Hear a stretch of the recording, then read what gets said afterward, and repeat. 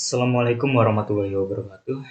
Di sini saya Fatan Wardana, mahasiswa Universitas Muhammadiyah Sumatera Utara, jurusan Pendidikan Bahasa Indonesia, semester 2 kelas A pagi, akan mempresentasikan hasil kerja kelompok kami, ruang 3, terkait manajemen peserta didik terhadap persoalan kasus pembolosan yang dilakukan peserta didik di sekolah. Adapun mata kuliah yang ditunjuk merupakan mata kuliah manajemen pendidikan dengan dosen pengampu Bapak Muhammad Arifin, SPD, MPD. Sebelum itu saya akan memperkenalkan anggota kelompok kami. Ada Fatan Wardana, yaitu saya sendiri, Rani Anggraini, Dahni Lubis, Dinasti Hayuning Tias, Egi Fahira Tufa, dan Destianti Az-Zahra. Masuklah kita pada pengertian manajemen peserta didik. Manajemen peserta didik adalah semua kegiatan, peraturan, dan pengaturan yang berkaitan dengan hak-hak dan kewajiban siswa sebagai anggota masyarakat sekolah. Juga dapat diartikan sebagai perencanaan peraturan yang berkaitan dengan siswa dari masuk sampai keluar sekolah. Adapun tujuan manajemen peserta didik ini ada dua, yaitu tujuan umum dan tujuan khusus. Tujuan umum manajemen peserta didik adalah untuk mengatur kegiatan-kegiatan peserta didik agar kegiatan-kegiatan itu menunjang proses belajar mengajar di sekolah. Lebih lanjut, proses belajar mengajar di sekolah dapat berjalan lancar, tertib, dan teratur sehingga dapat memberikan kontribusi sebagai pencapaian tujuan sekolah dan tujuan pendidikan secara keseluruhan. Adapun tujuan khusus dalam proses manajemen peserta didik ini adalah untuk meningkatkan pengetahuan, keterampilan, dan psikomotor peserta didik, untuk menyalurkan dan membangun kemampuan umum atau kecerdasan, bakat, dan minat peserta didik, dan untuk menyalurkan aspirasi, harapan, dan memenuhi kebutuhan peserta didik itu sendiri. Fungsi manajemen peserta didik. Secara umum, fungsi manajemen peserta didik adalah sebagai wahana bagi peserta didik untuk mengembangkan diri seoptimal mungkin, baik yang berkenan dengan segi-segi individualitasnya, segi sosialnya, segi aspirasinya, segi kebutuhannya, dan segi-segi potensi peserta didik lainnya. Adapun prinsip-prinsip manajemen peserta didik itu adalah: yang pertama, manajemen peserta didik dipandang sebagai bagian dari keseluruhan manajemen sekolah.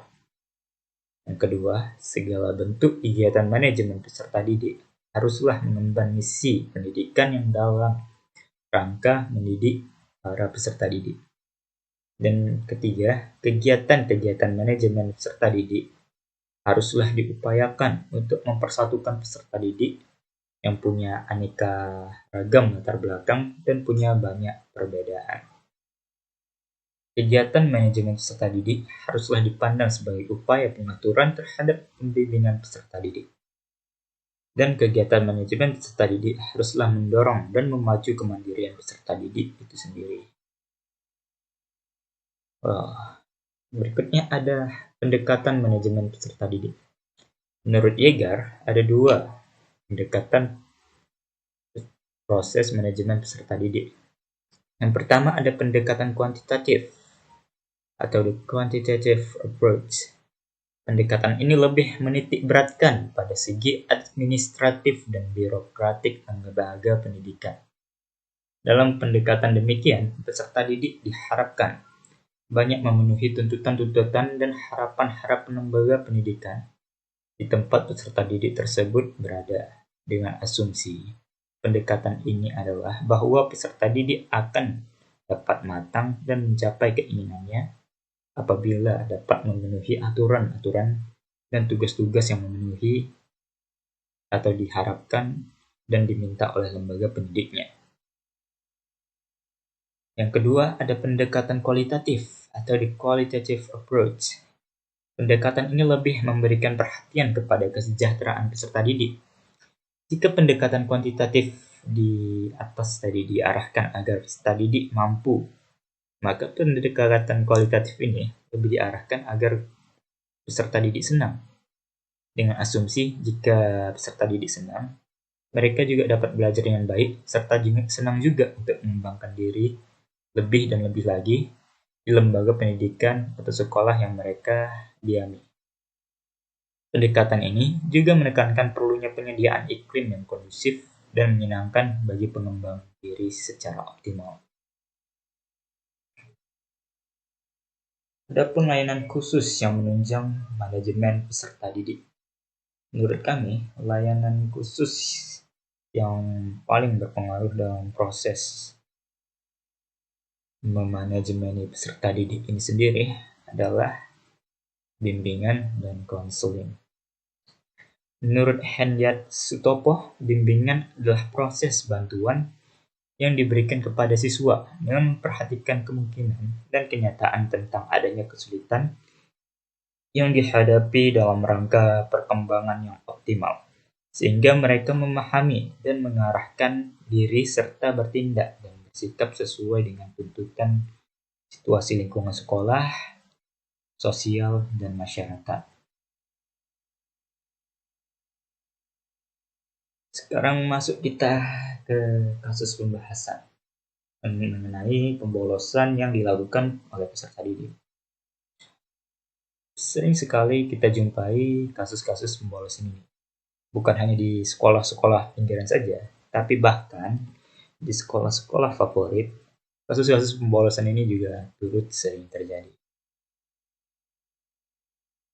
Dalam hal ini kami juga telah menyimpulkan ada dua faktor sih yang membuat para peserta didik ini melakukan tindak pembolosan. Dalam hal ini kami lebih fokus pada faktor eksternal, karena ya faktor internal kan dorongan dari dalam diri siswa atau peserta didik itu sendiri. Kita tidak tahu apa sih yang mendorong peserta didik itu. Karena itu yang bisa kami tahu atau kami teliti dan kami observasi saat ini adalah faktor eksternalnya itu sendiri. Faktor eksternal yang menjadikan alasan membolos adalah mata pelajaran yang tidak diminati dan tidak disenangi oleh siswa itu sendiri. Dikarenakan sistem pendidikan yang ketat, terlalu monoton, mengekang, tanpa diimbangi dengan pola pengajaran yang sifatnya menyejukkan atau merilekskan otak siswa. Hal ini menyebabkan siswa tidak semangat dan tidak fokus di sekolah. Karena kejenuhan-kejenuhan itulah kemudian siswa mencari pelarian bagaimana cara memuaskan dirinya. Seperti di gambar ini, warnet. Contoh. Walaupun sebenarnya itu bukan suatu jawaban atau bahkan mungkin tidak bisa dibilang sebagai tindakan yang tepat. Dengan banyaknya kasus pembolosan di sekolah kita, bila kita diposisikan sebagai kepala sekolah, maka langkah apa sih yang mungkin atau harus dilakukan untuk menanggulangi kasus pembolosan? Dalam hal ini kami menyiapkan jawaban sebagai berikut. Mengatasi pembolosan yang dilakukan peserta didik. Bila saya menjadi kepala sekolah, langkah awal yang saya lakukan adalah satu, membentuk dan menata ulang peraturan dan sanksi dalam tata tertib sekolah dan tata tertib khusus. Saya bisa memasukkan kasus pembolosan ini dengan masuk ke tata tertib khusus di mana dapat perhatian khusus dan sanksi khusus terkait dengan tindakan pembolosan yang dilakukan oleh peserta didik. Bila peserta didik melakukan tindakan pembolosan, maka ia akan dikenai sanksi yang cukup berat sesuai dengan kebutuhan atau keinginan kita dalam menetapkan berat dari kasus ini. Yang kedua, ini bila kita mencoba untuk merekrut peserta didik baru, kita harus menyaring calon siswa bermutu saat proses penerimaan siswa dan siswi baru. Bermutu ini seperti kita bisa memberikan syarat masuk ke sekolah kita itu kayak NIM-nya harus tinggi. Contoh, karena seperti yang kita tahu sudah menjadi rahasia umum di lingkungan masyarakat, bila peserta didik itu memiliki nilai ujian nasional yang cukup tinggi atau NIM yang cukup mumpuni, kita bisa menganggap bahwa si anak ini punya semangat juang atau semangat belajar yang cukup tinggi. Jadi kita bisa menyaring peserta didik dengan cara itu, dengan melihat NIM-nya, atau dengan melakukan testing untuk mendapatkan peserta didik yang memang punya semangat belajar yang cukup baik. Yang ketiga, membuat surat perjanjian yang ditandatangani di atas materai. Dan yang menandatangani ini haruslah pihak sekolah, orang tua, dan siswa. Untuk apa sih surat perjanjian ini? Kan tadi kita sudah bicara tentang membentuk dan menata peraturan dan sanksi tentang tata tertib di sekolah.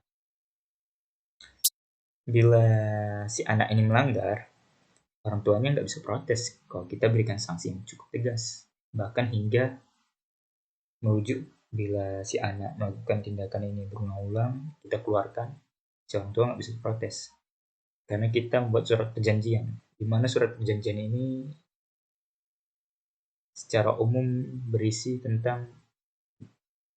bahwa si anak yang masuk sekolah kita ini akan mengikuti tata tertib yang telah kita tetapkan dan mengikuti pembelajaran yang baik sesuai dengan peraturan-peraturan di sekolah. 3. Melakukan sosialisasi. Satmos atau membuat peraturan baru, tata tertib baru, sosialisasi itu penting. Umumnya Satmos khususnya ya, membangun kesan terhadap mahasiswa baru atau peserta didik baru yang masuk ke sekolah kita. Kita melakukan sosialisasi secara langsung, kita ngomong, di sekolah ini peraturannya seperti ini. Mengapa bisa begini? Karena kita bangunlah kesadaran peserta didik itu bila ia melakukan tindakan-tindakan di luar peraturan sekolah itu bisa merugikan masa depan dirinya sendiri. Yang kelima, memberikan seminar dan pelatihan terhadap guru agar mampu mengarahkan materi pembelajaran yang baik, kreatif, dan menarik. Kan tadi sudah saya singgung sih terkait alasan eksternal ya. Mengapa peserta didik itu bolos? Ya karena yang nggak suka aja sama mata pelajarannya. Tapi selama pengalaman saya menjadi siswa, 9 tahun menjadi siswa, ada pelajaran yang saya suka, tapi jadi tidak saya suka karena gurunya. Ada pelajaran yang saya benci, tapi jadi saya sukai karena gurunya. Jadi memberikan seminar atau pengarahan terhadap guru sendiri agar mencoba untuk menyampaikan materinya lebih kreatif gitu. Itu juga tugas kepala sekolah menurut saya. Dalam hal ini imbasnya nanti mahasiswa jadi semakin betah gitu belajar. Dan poin 5 ke bawah, poin 4 ke bawah ini termasuk pendekatan kualitatif kata si Jaeger tadi. Poin 1 dan 2 dan 3 itu pendekatan kuantitatif. Dan keenam sama nih, mengarahkan guru untuk mampu membangun hubungan yang harmonis komunitatif dengan siswa. Sebisa mungkin kita sampaikan ke guru itu bahwa kita ini ada untuk mengajar mereka. Bisa kita di sana sebagai teman, orang terdekat, keluarga. Karena waktu paling banyak mereka habiskan itu di sekolah. Mereka menghabiskan waktu paling banyak itu di sekolah nanti ya. Dari pagi sampai sore. Dan bertemu orang tua mereka ya jarang sekali. Paling ya sampai malam doang mereka bercengkrama dengan keluarga. Jadi bisa dibilang kita bisa jadi keluarga kedua mereka sih. Karenanya membangun hubungan yang harmonis dan komunitatif dengan siswa itu cukup penting dalam membangun kedekatan yang imbasnya nanti siswa jadi betah itu sekolah. Pasti setiap peserta didik punya guru favorit sendiri-sendiri. Dan alasannya apa? Karena guru itu ramah. Umumnya ya, khususnya untuk saya sendiri. Dan yang ketujuh, mengadakan bimbingan dan konseling bagi siswa yang melanggar atau membolos. Dalam bimbingan ini, yang tadi kami tetapkan, kita memberi pengarahan Kayak kalau kamu melakukan ini lagi, masa depan kamu bisa gawat ini kalau dilanjutkan. Karena walaupun pembolosan ini ibaratnya seperti kasus sepele, tapi kalau diteruskan bisa gawat sekali, bisa mendarah daging dan mengakar budaya dalam diri peserta didik itu. Jangan salahkan bila 5 hingga 10 tahun ke depan ada PNS yang mangkrak atau bolos dari kerjaannya. Ada DPR yang bolos dari rapatnya. Jangan salahkan bila hal itu terjadi. Karenanya dalam hal memberikan bimbingan ini sebisa mungkin berikanlah bimbingan yang terbaik dengan nasihat-nasihat yang baik, dan juga jangan sampai terlalu memburuk-burukkan siswa dalam membimbing ini sebisa mungkin, karena bisa membuat trauma mereka sendiri sih. Dan yang terakhir, yang ke-8, belum yang terakhir ya, memberi surat peringatan. Ini terkait dengan langkah nomor 1 terhadap sanksi ya. Kita contohnya di nomor 1 saya membuat peraturan bahwa siswa yang bolos 1 kali diberi surat peringatan, 2 kali panggil orang tua, 3 kali keluar dari sekolah. Dan memberi surat peringatan itu termasuk tindakan yang cukup berpengaruh, dapat mempengaruhi siswa. Karena ya kalau kita sudah punya hukum yang jelas di poin nomor 1 tadi, kita tinggal melakukan menjalankannya dengan baik atau melakukan tindakannya dengan tegas. Bila siswa melakukan kesalahan, ya udah kasih surat peringatan. Dan yang terakhir, ya jangan lupa melakukan tindakan dengan tegas. Bila sudah 3 kali, ya jangan terima lobby lah, keluarkan aja udah. Karena seperti yang saya bilang tadi, pembolosan ini mungkin dianggap sebagai tindakan sepele, tapi jika sudah mendarah daging, ya kerjaan negara bahkan bisa terhenti. Negara bisa rugi gara-gara DPR yang bolos, mungkin rapat paripurna nggak jalan, peraturan-peraturan yang harusnya dibentuk tidak terbentuk atau semacamnya gitu, karena para PNS di kantor-kantornya bolos. Tindakan pekerjaan negara jadi hambat, ya bisa jadi pejabat-pejabat bolos. Wah, ini sebenarnya memang terlihat sepele sih, tapi jika sangat mengerikan efeknya bila sudah sangat besar, apabila yang melakukannya bukan hanya peserta didik lagi, tapi orang-orang besar. Karena peserta didik ini nantinya akan jadi orang besar. Karena itu kita mereka dengan baik dan benar, agar ketika mereka jadi orang besar nanti, mereka bisa memegang amanahnya dengan baik. Oke, saya rasa sekian. Saya Fatan Wardana, pamit undur diri, perwakilan dari kelompok 3. Sekian dan terima kasih. Mohon maaf bila ada kesalahan cakap, dan ya sekian dan terima kasih. Assalamualaikum warahmatullahi wabarakatuh.